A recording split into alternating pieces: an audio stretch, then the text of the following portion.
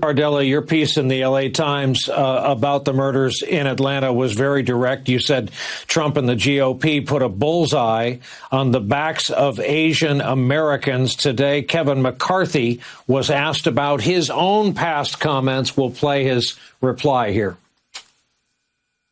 Do you regret using terms like Chinese coronavirus? And I would wait to see why the shooter did what he did, but if the virus came from China, and I think the knowledge we had at the time is exactly that. I don't think people, from the standpoint, should go after any Asian from any shape or form, and I condemn every action to that. So, Kurt, there's your Republican leader in the House who, for the record, voted on the side of the insurrectionists. We've yet to hear from Mitch McConnell at all over in the Senate side on this. The question to you is, are Republicans unable or unwilling to recognize harm from the words they've used?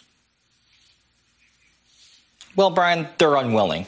And the best example of that was today, when Chip Roy, at a hearing about violence and hate crimes against Asian Americans, thought that that was the appropriate time to quote Toby Keith's songs. Toby Keith, by the way, is from Oklahoma, not Texas, but be that as it may, to quote Toby Keith lyrics and use the image of lynching.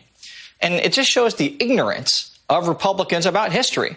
Chinese Americans in Los Angeles were the target of one of the biggest lynchings in United States history in the 1870s. To use that type of imagery and that type of rhetoric, rope and trees, at a hearing convened to talk about hate crimes, and then to not even apologize for it, but to double down on it when confronted about it after the hearing, it just tells that Republicans, they're not incapable of understanding their rhetoric. They don't care.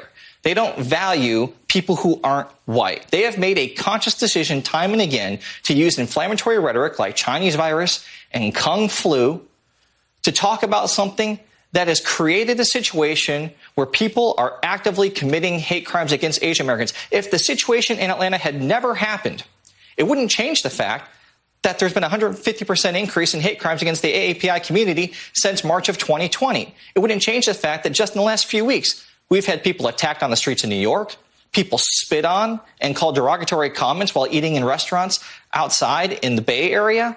We have seen time after time, incident after incident of hate crimes and hateful rhetoric targeting Asian Americans, and it is 100% driven by the rhetoric of the Republican Party.